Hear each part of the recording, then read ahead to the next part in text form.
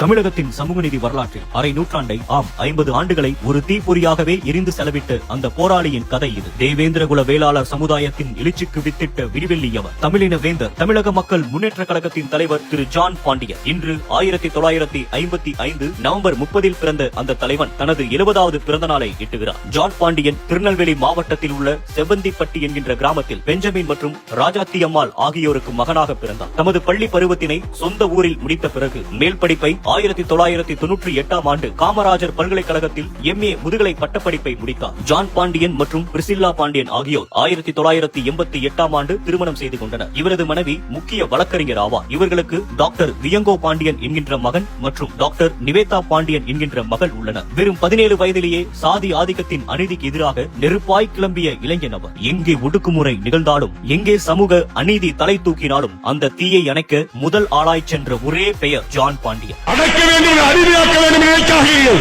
அடிமையாக மாட்டோம். அவர் நடந்து வந்த இந்த 50 ஆண்டு கால பயணம் 2 கம்பீரமான அத்தியாயங்கள். முதல் 25 ஆண்டுகள் போராட்டத்தின் முழக்கங்கள் மட்டுமே நிறைந்த காலம், களத்தில் நின்ற இளைஞனின் ஆவேசம். அடுத்த 25 ஆண்டுகள் அரசியல் விழிப்புணர்வை ஏற்படுத்தி சமூக மாற்றத்திற்கான வித்துன்றிய எழுச்சி காலம். 1979 அம்பாசமுத்திரத்தில் அவர் நடத்திய சாதி ஆதிக்க எதிர்ப்பு மாநாடுதான் அவரது நீண்ட போராட்டத்தின் முதல் தடம். 1980களின் தொடக்கத்தில் 7 துண்டுகளாக விழுந்திருந்த ஒரு சமூகத்தை ஒரே அடையாளத்தின் கீழ் ஒரு பெயரால் ஒன்றிணைக்க போராடினார். அவர் தந்த அந்த பெயர்தான் தேவேந்திரகுல வேளாளர். அந்த பெயரை உலகிற்கு முதலாக உறக்க சொன்ன முதல் குரல் வேறு யாரும் அல்ல, அது ஜான் பாண்டியன். இன்னைக்கு தேவேந்திரகுல வேளாளர் என்று சொல்லும் பொழுது மாறுபுதட்டி. இந்த அரசாணை கோரிக்கைக்கு அடித்தளத்தை அவர்தானே அமைத்தார். நாங்கள் தலித் அல்ல, அந்த சொல் எங்களை விவரிக்காது. சமூகத்தின் அடையாளத்துக்காக துணிவுடன் இந்த வார்த்தையை உலகுக்கு சொன்ன முதல் குரலும் ஜான் பாண்டியனை தான். நான் அழிந்தால் சொல்லுகின்றேன், வீழுகின்ற ரத்தம் இம்மண்ணிலே சாயும் என்று சொன்னால் அணுக்களாக சிதறி வழக்கையிலே வாழ்பிடித்து கேரளத்தை ஏந்துமடா.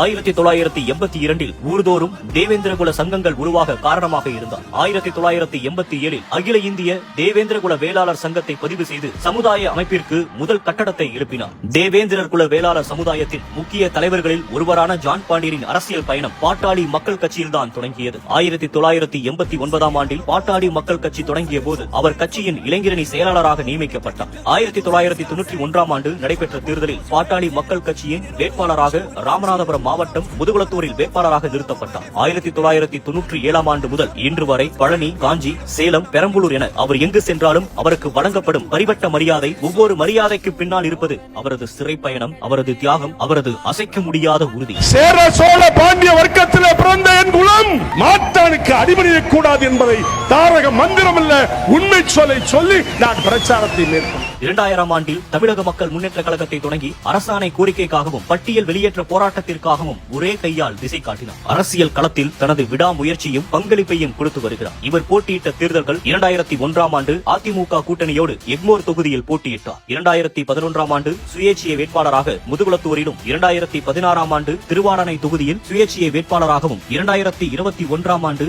அதிமுக கூட்டணியோடு எழும்பூர் தொகுதியிலும் போட்டியிட்டார். அத்தோடு 2024 ஆண்டு பாராளுமன்ற தேர்தலில் இந்திய கூட்டணியின் தென்காசி பாராளுமன்ற தொகுதியின் வேட்பாளராக களம் கண்டார். 2018 ஆண்டு ஜூலை 15 தஞ்சாவூரில் நடந்த நிகழ்வு வெறும் மாநாடு அல்ல, அது ஒரு எழுச்சி, அது ஒரு வரலாறு. அந்த போராட்டத்தின் உச்சகட்டம் தான் 470 நாட்கள் நீண்ட கருஞ்சட்டை போராட்டம். ஒரே கோரிக்கை, ஒரே சமூகத்தின் ஒன்றுபாடு, அதன் ஒரே முன்னோடி ஜான் பாண்டியன்.